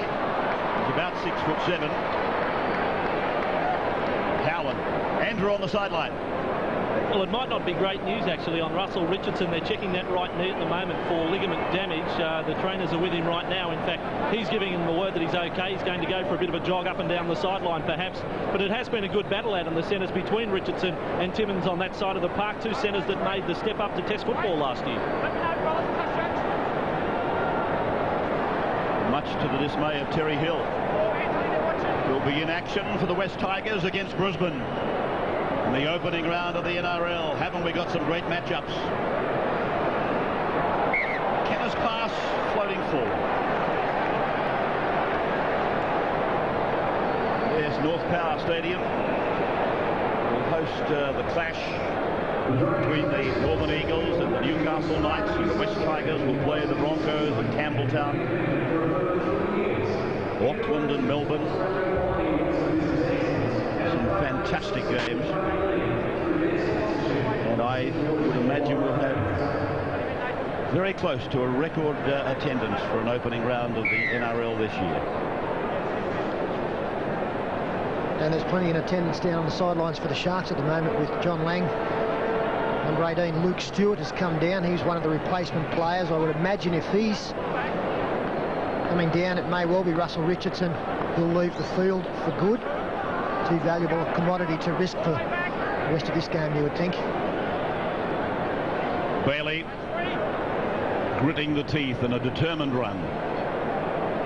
Mundine pulling his hand away. Tracy picking it up on the bounce. Likevol there to receive. 20-metre line. Sharks calling for help on left side defence. Barrett, bullet-like. Timmins getting rid of one. Graham it was. Barrett, an offload. Ainscough slipping. Claimed by Dykes. Getting close to the fluid break. And the ball. Oh, Rogers. Hit hard by Blacklock. Well, was Rogers in midair? No, I think he was standing and he got hammered, and he gave like a little pat on the backside, said well done, good hit. When he got up, he might have been an inch off the ground. He was in midair after he got hit. Lang comes back to meet the shoulder of Darren Tracy. Wrapped up eventually by Craig Smith. Eismunger.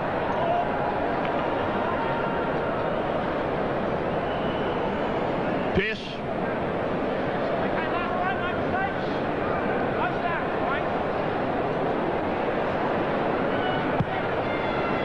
Healy.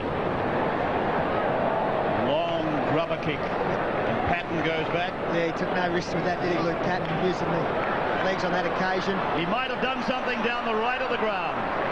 The call from sideline, Ray, is Stewart will actually replace Paul McNicholas.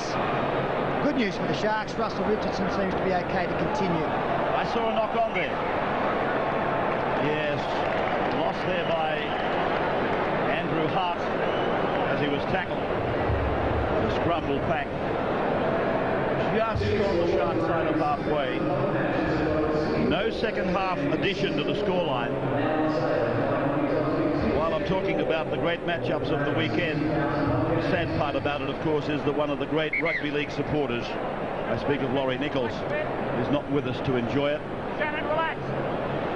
His funeral will take place on Tuesday at the entrance, but to all of the Laurie Nichols family and his close friends, on behalf of the rugby league family, we extend our deepest sympathies to you.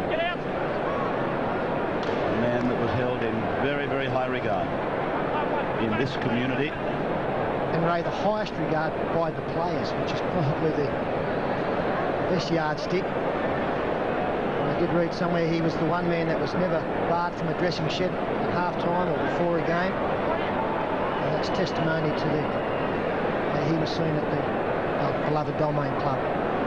Dykes, the second man play, and fast and furious.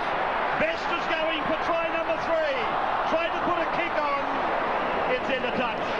Well, desperation, ankle tap pulled him down, but beautiful hands from the Sharks there. Beautiful hands. The drink break has been called. And the scoreboard is 28-6. The Sharks over the Dragons. We'll take a break and be back on the wide world of sports in just a moment.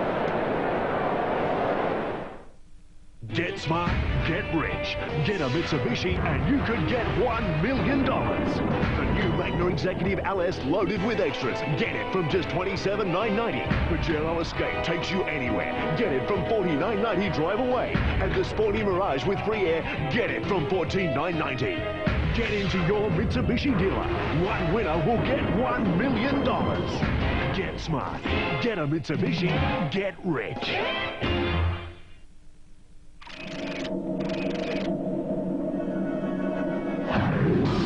Easy access, fast connection, and the latest technology. 24-hour-a-day backup, support 7 days a week, and backed by the world's leading IP network.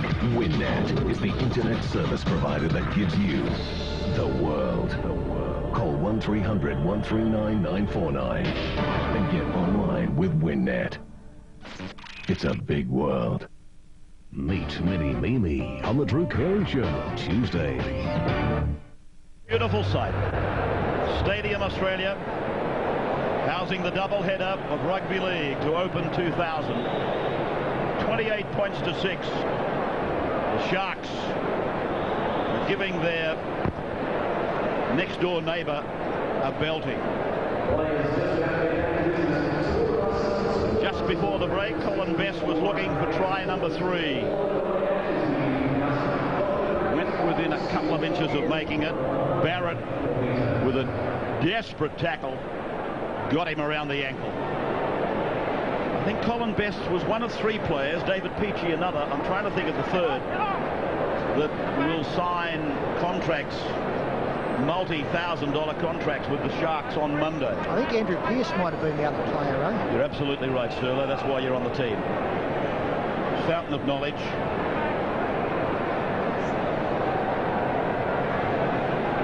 Mundine, Ainscough, brute strength getting rid of Matt Rogers. Frustrating team to play though, Paul, they appear. The Sharks, we've said it 1,000 times, they give you nothing, but if you wait for them to make a mistake, you'll get old. They're a very well-disciplined side, very well coached by John Lang. He's in the top 3 coaches in the game. No trials, but they've done plenty of homework, plenty of good solid training, and really Saints have produced nothing against this mob. Lee Hookey it was that put that kick back towards centre ground after a move that was generated by Barrett, I think it was. It all broke down. Well, I think Paul hit the nail on the head when he was saying the Dragons have had no joy with their little interaction around the play the ball area. It would work very well against the majority of sides in the NRL, but the defensive effort of the Cronulla side is so strong there. They cover each other so well, they communicate in defence. And the Dragons, every time they've thrown a pass, there's been a defender there to cover, and it hasn't happened tonight. Nathan Long. 30 degrees was the temperature when the match started. Tackle 5 is with us now. Dykes. Hookey coming away from his own try line. I don't think we've had any problems with dehydration or exhaustion, anything like that. Andrew would know by now if there had been a problem with any of the players. I think the NRL has done as much as they can to protect the players from that. Laurie Daly on the sideline. Laurie. Yes, Cronulla just don't give you anything. I know we've spoken about it all night, but their kick and chase has been excellent. Their ball handling's been first class, and in these conditions, that's a credit to their skills coach. Laurie, while you're there, and Paul Harrigan will take your place in the second game tonight, Canberra v Canterbury on Monday night, or Canberra versus Bulldogs. How would you assess your chances this year compared with last, given the new players that have joined you? Yeah, well, obviously, Rabs, we think we're a stronger side than last year. We think we've bought well in the off-season, but the proof will be in the pudding Monday night. But we're coming up against the Bulldogs, who traditionally start well, and they're also the fittest side in the competition. So we're pretty confident of our chances, but we also know that Canterbury are a bit like Cronulla, I suppose. They turn up ready to play every week. And coming up, not only the Raiders versus the Bulldogs, we've got the Roosters versus the Eels. Game number 2 coming up. Right here on the Wide World of Sports live coverage as the opening night unfolds. Stay with us after this game. We'll have the entertainment, the ground entertainment live for you. 18 is Stewart, Luke Stewart, who took the place of Paul McNicholas. Pearce taken down by his opposite number. 57% of time in possession has been enjoyed by the Sharks, up against 43. Donato away Dykes, a beautiful ball inside for Eddinghausen, but Manda, I don't know whether he's called it or the touch judge called it. They've deemed it to be forward. I think it might have been the touch he's called this one, Ray. It's right in line with us, and it was right in line with the touch judge. Yeah, well, he's right. As I watch it on replay, Pete, I had my doubts, really. I thought, why are they calling it up? But the replay goes with the touch judge. In case you're wondering, Ray, I'm going okay. I've been drinking plenty of water. Mundy in.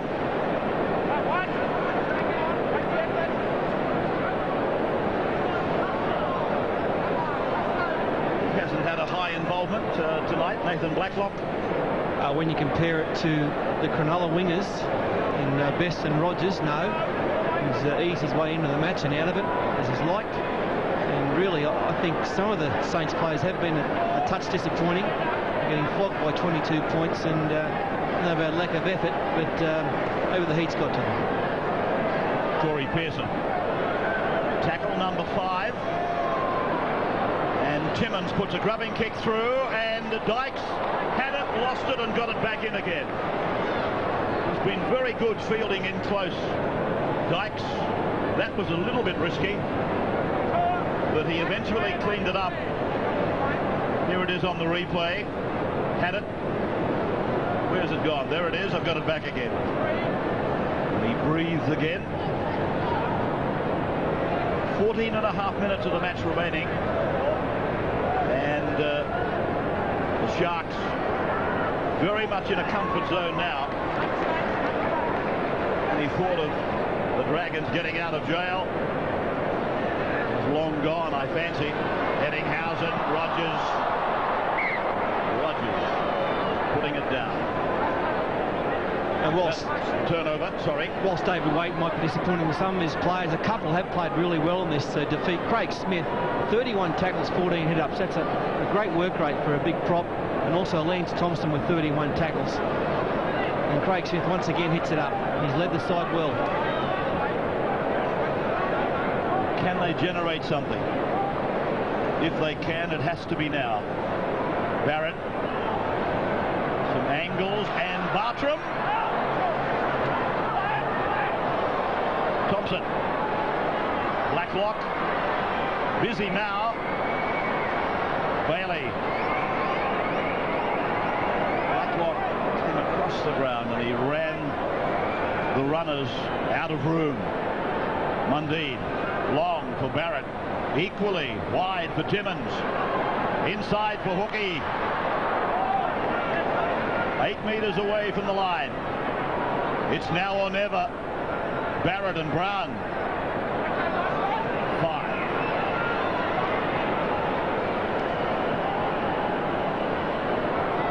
Barrett to the line. The kick. And McKenna is on his way. H goes after him like a little kelpie. McKenna tries to lose him. Ainsko eventually runs him down. Come here, you little critter. Oh, and he's played the football. The Dragons have got it. And then an intercept nearly taken by the Sharks as Mundine takes it 42 out in his own line, finds Bartram. He's into some space. Thompson now. Finding Bailey. And Bailey will be forced to play it. Eventually. Tackle count has been restarted. Pearson. Intercepted by Dykes. Like watching tennis. Table tennis. Now Lang. Grimacing. Something hurt. Eismunger. Thompson hanging on. Graham links up on the blind side, puts a fend on, keeps an arm free, but takes the tackle of Barrett. He's been good in defence, Trent Barrett. Done a lot more work than he really should have had to do. 20 metres out, tackle 5. Trista, Pearce, Dykes, Eddinghausen looking for try 160. The Dragons are there with the general. penalty given. Mid-air tackle. Yeah, there's been a push in the back, or it's a mid-air tackle. You got it right again, Ravi. Interesting tactic from ET. Probably called by Rogers. Put the kick in for me. And it's hard not to tackle them when they are in mid-air. Just a little push that was.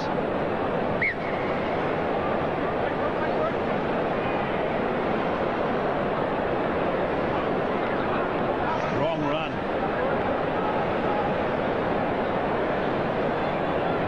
Bailey, by the way.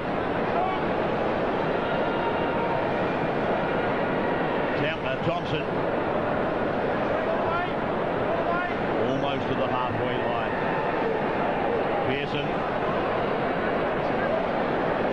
A little injection of enthusiasm from the Dragons in the last few minutes. And David Waite looking to continue that with number 19 coming into the game, their second replacement player, Matt Cooper. We're working on who he has replaced. Mayscar's left the field, but it may not be him, as Adam Dykes, who's been great for the Sharks tonight, cleans up another kick. Rogers. Treester. Back on his own 20-metre line. Had his hand in the air. Treester, I think he was looking to be replaced as the ball came back to him. And now Nathan Long falling into a tackle from Mundine. Richardson. There were some concerns about him, but Russell basically begged to continue. He's okay. Might not be the case when he cools down. Here he is, the number 4.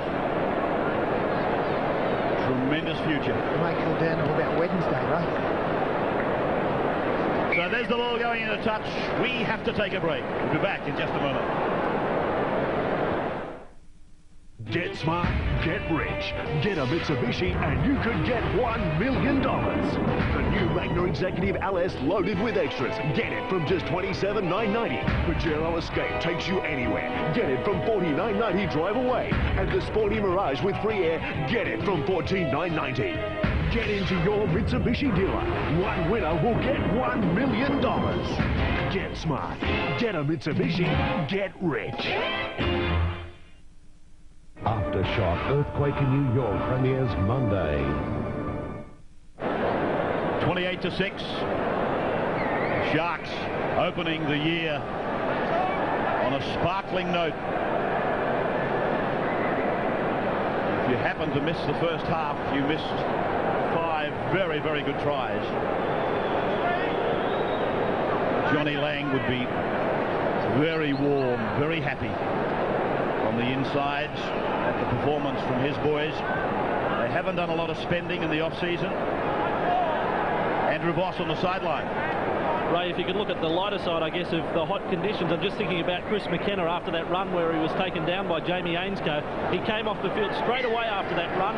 Put simply, he was knackered, and he's still got the towel round. He's still taking in the big ones, and there's no sign of him returning.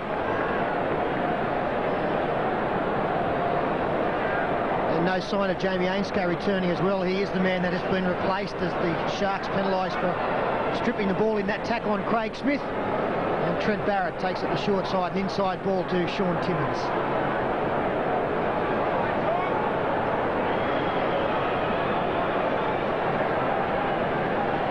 Just repeating, we'll be live to air for the first 6 weeks of the NRL competition this year. For the first 6 weeks, live on Saturday nights. And into a big gap goes the number 17, and Jason Hooper is in the score for the Dragons. Well, Hooper gets a big gap open, Peter. Yeah, he gets his second try of the match. And again, it was Anthony Mundine who threw the pass to him, enabling him to do so. Just bad reading in defence on the outside. I think it was Nick Graham who stayed out. Which you must say probably stayed out because there were so many Dragons players coming at him. Select pass from Mundine, found the mark. With a final fend on Brett Howland. Over he went for his second try of the night. Jason Hooper came from a junior club on the Illawarra. Albion Park Oak Flats club down there. Represented country under 17s in 1994 and made his first grade debut at Illawarra versus Wests in round 10 of 1997.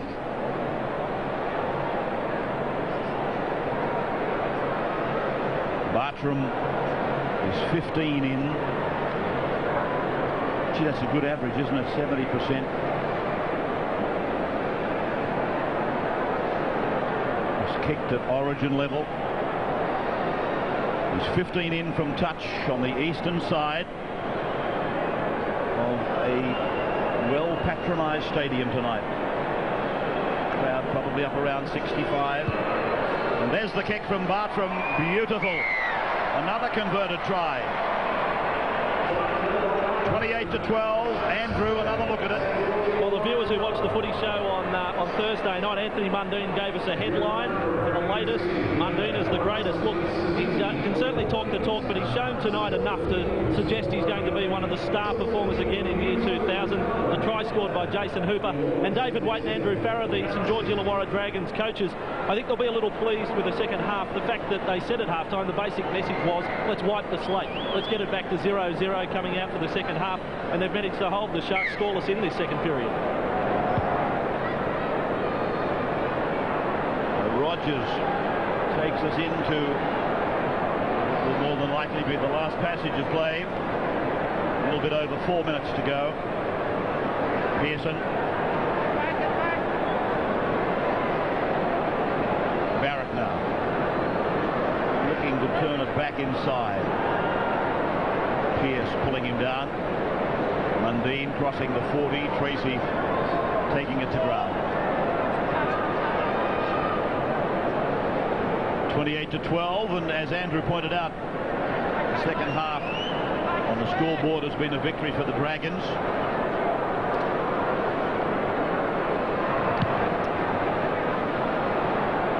Barrett's high ball, and the bounce favouring. Well, it did favour the Dragons, but they didn't have a player on the spot. Colin Best to try a dual try scorer. Nearly picked up a treble. And David Waite might be happy with his charges in the second half, but overall John Lang would be ecstatic with this win by the Sharks. Some good performances for them include Nathan Long and Martin Lang in the forwards. Andrew Pearce had a pretty good game as well. There he is with the ball now. And out wide, the three at the back, Brett Howell and Matt Rogers and Colin Best all had outstanding matches. It's been a great performance from the Sharks tonight. I think the message from John Lang to his players at half-time would have been, if they do not score in the first 15 minutes of the second half, we will win this game. Well, there's a big game coming up. And there they are getting ready. Cameras taking you into both dressing rooms. The blue and gold and the boys from Bondi Junction. They're coming on the wide world of sports. Coming up in just a moment.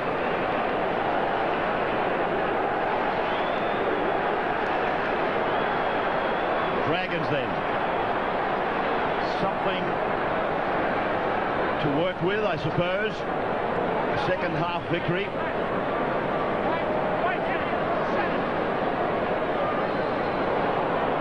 Thompson appeals to the referee with a facial look. What about the high shot, ref? Nothing coming. Go down the short side, and Timmins is through. Weaving back to the centre of the ground. Howland did well. Big man on little man.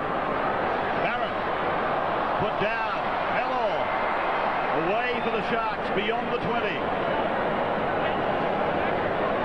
Ettinghausen. Kenner. Finally recovered Andrew. Rogers. Lang. There they are. Crossing the 40. This standing player, Matt Rogers, does as much as any winger can do. Dykes' kick has rebounded. from a Dragons player who played at the ball and then won an offside position, picked it up. Penalty then to the Sharks. And Matt Rogers gesturing that he would like to kick the goal. And that's what they're opting for. And this is quite a victory for the Sharks tonight. Without Jason Stevens and David Peachy, two of their star performers from last year, they really had this one wrapped up after 40 minutes, and that's against the team that contested last year's grand final. Andrew.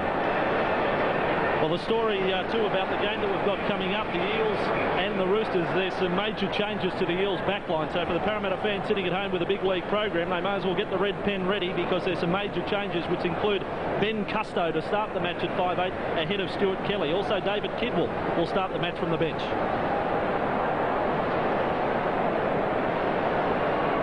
That'll come as a bit of a shock. Not only to Stuart Kelly, I would imagine, but to many of the Eels fans. And that kick from Rogers wide. I think that's his second miss of the night. A very minor blemish on an otherwise fantastic game of football. Third miss of the night. 28 points to 12. And there's the siren. Game number 1 is over. The Roosters and the Eels are to come. Tim Mander, a job well done. 28-6 at half-time. 5 tries to 1. The Sharks had it 1, you would think then. Dragons got 1 try in the second half.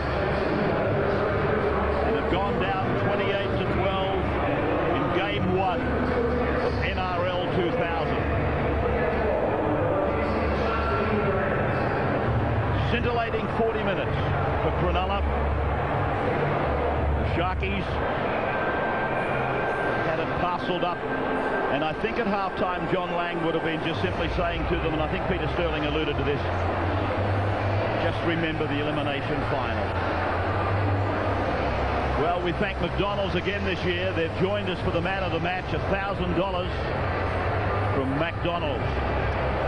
And Andrew is with that man right now. Yeah, Ray, that $1,000 from McDonald's tonight goes the way of Nathan Long. 24 tackles, 16 hit-ups. First and foremost, Nathan, the conditions, how tough? They were pretty hard, but full credit to our training staff and coaching staff. They had us fully wound up for this first up game, and we produced the goods. We described it as a bit of a blitz in that first 40 minutes. I mean, 28 points to 6. It's just about 28-6 in the first 40 minutes is just about the perfect start to a year. Yeah, it definitely was. We hadn't forgotten about last year. Our goal last year, of course, was to win the comp, and St George got in our way, and we've been training hard and putting our mind on the job of coming out and beating them first up, and we come out fired up in that first half, and that's what really laid the platform for us to win the game. And that performance, particularly in the first 40 minutes, sort of dispensed the theory that you need trial matches. Andrew Ettinghausen said on Thursday night a few of the forwards would have liked to have had a hit out, but it hasn't seemed to have bothered you. Not at all. I think we've come out very fresh. Last year we also started the season off great, and hopefully we continue the same mode as we did last year. Right, Nathan, congratulations. Great performance tonight. $1,000 from McDonald's. Thanks, Andrew. I'd just like to say hello to our Doc at home, Doc Maloof. All the boys are wishing you the best. Hopefully we'll see you very soon. Thanks, Doc. Yeah, well, of course, Nathan referring to Peter Maloof, the club doctor who is ill, and we support those wishes as well, Peter, if you're watching. Well, there it is, game number 1. 28-12, the Sharks defeating the Dragons, and they're getting ready. The combatants in the second big one of the night. Up next, one of Australia's hottest new recording artists and one of the world's most successful performers on the wide world of sport. Welcome back to Stadium Australia, where the second game of our doubleheader, Sydney Roosters versus the Parramatta Eels, is primed to kick off shortly. But before we return to the action, to the football action rather, one of the hottest items in the Australian entertainment scene. A 17-year-old whose talent has captured the attention of the international music industry. Performing now her second and current national smash hit, Absolutely Everybody, Vanessa Amorosi.